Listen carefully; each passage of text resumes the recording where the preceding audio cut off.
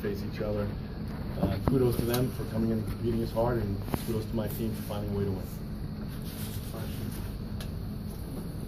What do you think of Isaiah's performance tonight, and how much more of a ceiling does he have going forward? Yeah, I thought he gave us a lot more than we expected out of him tonight.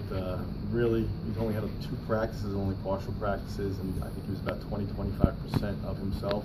And he's nowhere near what he is, but he made big plays today. And just the confidence factor of having him out there again, and guys knowing that we can find Isaiah and he's going to do something good for us. And a couple of plays he made, I didn't think he'd be ready to make those plays, and he must have forgot he was injured and went up and had some great blocks and a couple of big drives as well. Obviously, it looked that way tonight, but isn't it easy integration when you're playing as well as you guys have been to bring in another guy, as much as he brings, just, altering the rotation? You have to worry about that a little bit, but I'm going to tell you, like, what he does compared to the other guys we have, and the entire team knows it's not like someone who's losing minutes and sitting there saying, I'm better than Isaiah. They were basically doing a great job holding down the fort and playing as hard as they could, and they did a terrific job. And now for us, we're able to get some of those guys in the rotation more because of all the experience they had. So I think that makes us a little deeper team and a better team.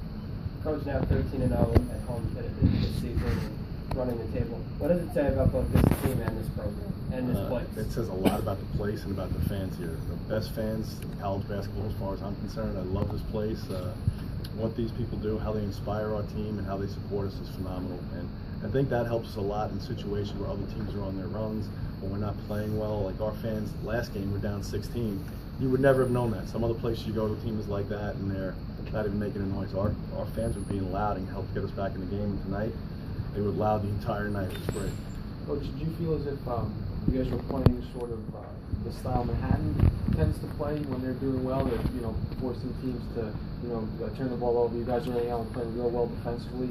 Was that a game plan to match them? No, the reality is we've always pressed here, and when Isaiah got hurt, we stopped doing it out of lack of depth.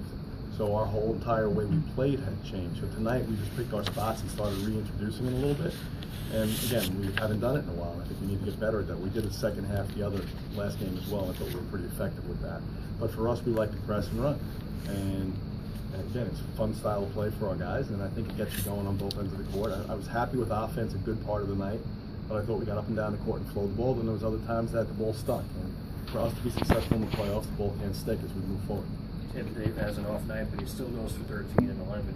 It's too early to focus on individual awards, but what would you say his chances are for the Aggie Award? Do you think he's deserving? In all fairness, I think him and AJ are both deserving. I think they both had great years. There's a lot of deserving players around the area, so I'm not interested, but they're my guys, and I'll put them up against anybody, and go up to me and split it between the two of them. I have no idea if you guys are going to run into Manhattan again down the road, but are you a subscriber to this philosophy that, like, beating a team a third time is much harder than the first two? I think what makes it harder is whenever you lose, you make adjustments.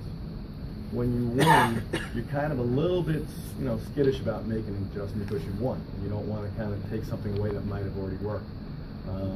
I don't really believe if you beat a team 2 times, you can't beat them a third. I think whoever plays better that night, whoever makes the shots is going to win the game.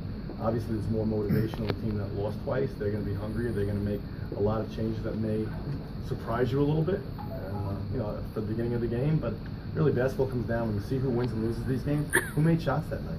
Everyone else makes it a lot bigger than that, but it's really not a lot bigger than that. Don't turn the ball over, make shots, and you win. If you turn the ball over and don't make shots, you lose. Steve, you talked a lot about this. Tim, I don't know what I called you, Steve. Okay. He was just here. I should.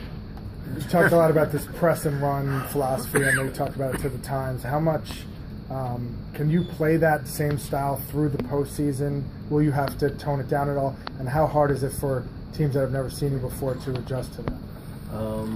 We will play it during the postseason, whether it'll be effective or not. It's all for, again, guys making plays, but that's how we play. We don't change how we play, no matter who we play. I think some teams have a hard time with it if you haven't seen it before. Obviously, we have to shoot the ball really well when you're going. If we're fortunate enough to get to that next level when you're playing that next level team. We're gonna have to shoot it really well within the MAC. Right. But then as you go further, you have to shoot it even better because that's what we're built with. We don't have all the horses some of these other teams have, and that's the reality. But that's our pick your poison. Most of the teams that lose at in that level get knocked off. The teams that didn't shoot the ball well that night, no matter how much size they have. If you don't knock down threes, you lose, and that's it. Coach, just going to ask you about David Laurie, senior night. How has his leadership grown over the span of his 3 years here? I think his practice leadership has probably been the best part about anything about Dave. He really was a quiet, keep to himself, try to figure it out guy when he first got here, and now he leads in practice almost on a daily basis, getting guys to do things the right way.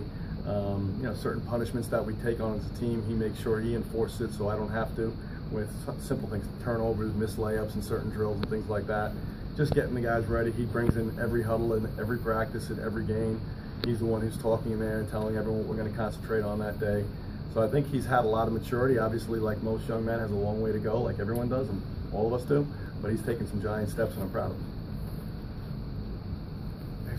Thanks, everybody. Thanks, Coach.